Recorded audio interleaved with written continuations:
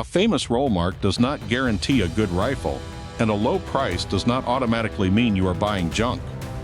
The real question is what happens after the rifle leaves the gun counter, after the first few hundred rounds, after the gun gets hot, after you need warranty support, and after the reputation on the receiver runs into the reality of current production.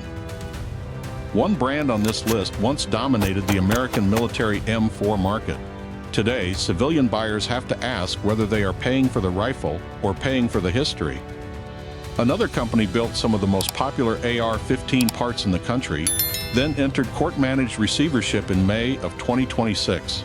And the company at number 1 controls more of its own barrels, rails, bolt carrier groups, and major components than almost anyone else in the industry. That matters because the gun counter only shows you the finished rifle. It does not show you the quality control process behind it. It does not show you how the company handles problems. And it definitely does not show you which brands are still earning their reputation and which ones are living off a name built years ago.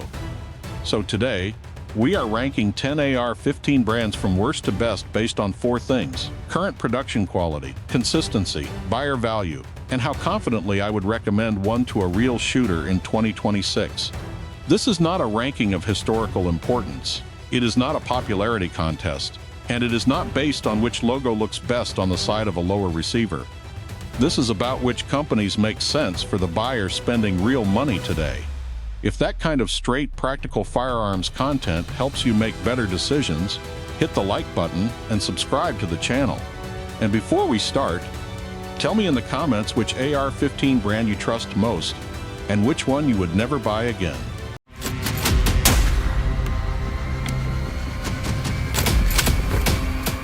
Let's start with number 10, Rock River Arms. 20 years ago, Rock River Arms carried real weight. If you shot NRA high power or CMP service rifle, a Rock River National Match rifle was a serious option. You could take one out of the box, bring it to the firing line, and expect legitimate accuracy. That reputation was earned through competition, not marketing. But over time, the conversation around the brand changed. Experienced owners began reporting poorly cut chambers, rough machining around bolt extensions, and 2-stage triggers that did not always hold up the way buyers expected. Any manufacturer can let one bad rifle leave the building. That is not the issue. The issue is repetition. When similar complaints appear across different owners and different production years, buyers start paying attention. Rock River also kept pricing its rifles above many entry-level competitors. That made the quality control concerns harder to ignore. A buyer could spend similar money elsewhere and get a rifle from a company with a stronger recent reputation for consistency. That does not mean every Rock River rifle is bad. Plenty of owners have rifles that run well, but the company is no longer competing in the same market it dominated years ago. Newer brands arrived with tighter manufacturing, better features, and more aggressive pricing. Rock River never fully adjusted. The buyer question is simple. Why accept more uncertainty when similarly priced rifles have a better current track record? That is why Rock River Arms lands at number 10.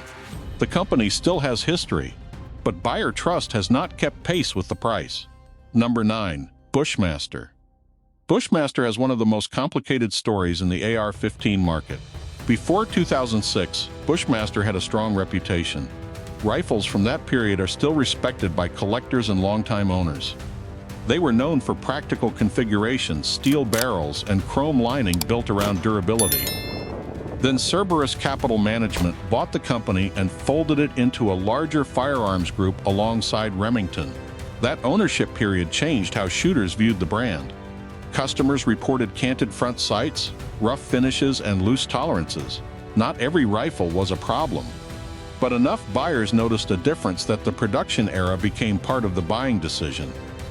Old-school Bushmaster owners understand this immediately. The roll mark may look the same. The company behind it was not.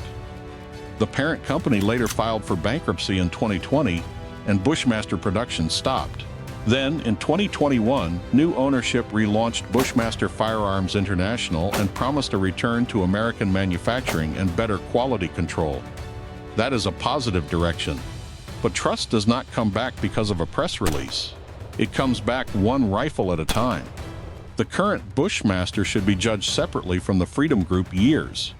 At the same time, a buyer should not ignore that history. For used rifles, production era matters almost as much as model. For new rifles, the question is whether the current company can deliver enough consistent years to rebuild the name. That is why Bushmaster lands at number 9. The brand may be recovering, but the recovery is still in progress. Number 8. Colt. This ranking will bother some people, and I understand why. Colt is one of the most important names in the history of the AR-15. The company built early AR-15 rifles and manufactured the M16 for the United States military for decades. Colt also became closely identified with the M4 carbine. For years, the Colt name and the military M4 program were almost impossible to separate. But over time, Army procurement became more competitive. Other manufacturers proved they could meet military requirements, and Colt no longer held the same dominant position it once did. That is an important distinction. Colt did not simply disappear because soldiers stopped trusting the rifle. The military continued using the M4 platform. The larger change was that Colt stopped being the only name controlling that conversation. That still mattered. For a company built around military identity, losing sole dominance was a major shift. Today, Colt continues producing rifles and pursuing military and foreign sales. The company remains historically significant. Its civilian rifles are generally solid, dependable, and familiar. But modern buyers are not shopping in the 1990s. They are comparing Colt with companies offering better rails, updated controls, stronger factory configurations, and more aggressive quality assurance. That is where Colt begins to look conservative. The rifles are not bad. The problem is value. A buyer may be paying extra for the roll mark while receiving a fairly basic configuration. For collectors and shooters who value history, that may be completely reasonable. For a buyer focused only on current performance per dollar, the decision becomes harder. History matters. But history does not replace current value. That is why Colt lands at number 8. Number 7. Aero Precision. For years, Aero Precision was one of the safest recommendations in the builder market. Their receivers were known for clean machining, tight fit, and reasonable pricing. Aero also offered complete rifles and components with modern features below premium brand prices. For a first AR-15 build, Aero was often one of the first names experienced shooters mentioned. Then the financial picture changed. In May of 2026, Aero Precision and its barrel division, Ballistic Advantage, entered court-managed receivership in Washington state.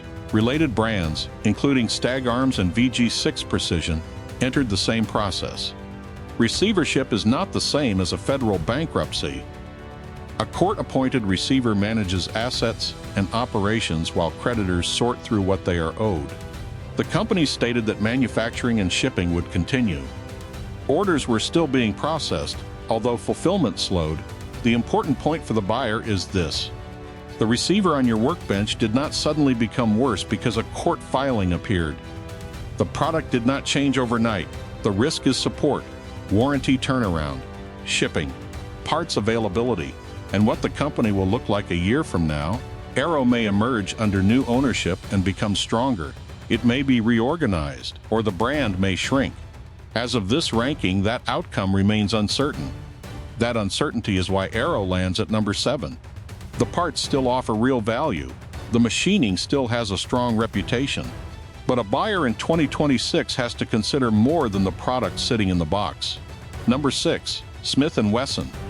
Smith & Wesson is one of the most familiar names in American firearms. That matters to first-time buyers. The M&P 15 Sport III was built around a straightforward idea.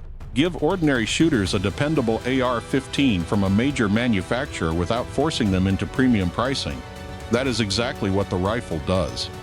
It is not trying to be a precision rifle. It is not trying to compete with specialized military-grade systems. It is a practical entry-level carbine backed by an established company. The materials and furniture are basic by design. You are not paying for an expensive trigger, exotic coatings, or a heavy-duty rail system. You are paying for a rifle that gives a new owner a reasonable starting point. That has real value. A first-time buyer still needs magazines, ammunition, an optic or sights, safe storage, and training. Spending the entire budget on the rifle can leave nothing for the equipment that makes the rifle useful. The M&P-15 Sport line avoids that problem. It gives the buyer a functional base without pretending to be something it is not. That honesty is why Smith & Wesson reaches number 6. It does not push the platform forward, but it gives a new owner a dependable place to begin. The buyer role is clear. This is the honest entry-level choice. Number 5. Palmetto State Armory. Palmetto State Armory, usually called PSA, changed the AR-15 market. The company made the platform affordable for people who once assumed they could not own one.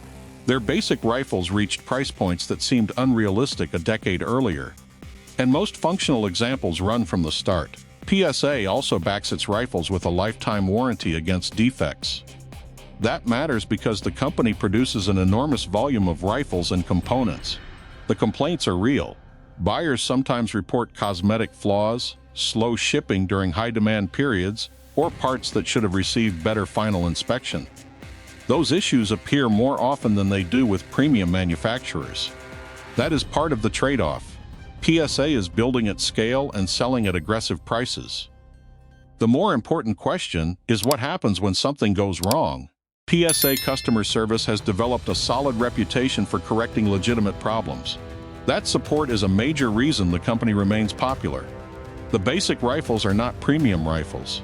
A buyer should inspect the gun carefully, verify proper function at the range, and understand what the price point includes. But cheap does not automatically mean useless. Many basic PSA rifles are capable of practical accuracy with ordinary bulk ammunition. Their higher-tier models use better barrel steel, upgraded coatings, and stronger components. Some of those rifles can compete with products costing much more. Cheap on the shelf can get expensive real fast when warranty service is poor. PSA reduces that risk by standing behind what it sells. That is why the company lands at number 5. It is the budget access brand that usually delivers real function. Number 4. Ruger. Ruger has been building firearms in the United States for more than 70 years. That experience shows in the company's consistency. The Ruger AR-556 line is often considered one of the safer choices below $1,000.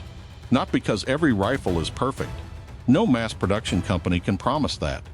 Ruger earns the position because buyers generally encounter fewer unpleasant surprises at this price point.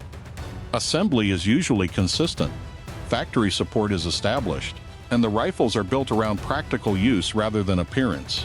The AR-556 MPR is especially strong for the money.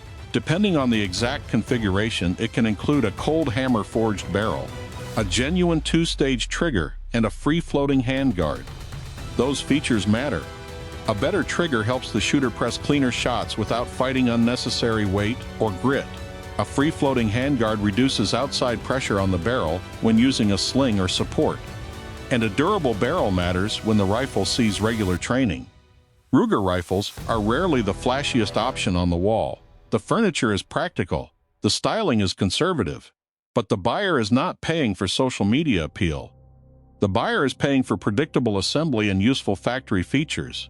At this price, I care less about flashy furniture and more about whether the rifle gets through a range day without turning into a troubleshooting project. That is the Ruger advantage. It is the safe, practical workhorse below premium pricing. Number 3. Knight's Armament Company. Knight's Armament Company, usually called KAC, sits in a different category. This company builds rifles and components around demanding military requirements. Its manufacturing standards go well beyond the loose way many companies use the term mil-spec. KAC is known for precision machining, specialized components, and materials selected for long service under hard use. The company was not created to chase entry-level civilian sales. It was built to solve equipment problems for professional users who needed rifles to function under serious conditions.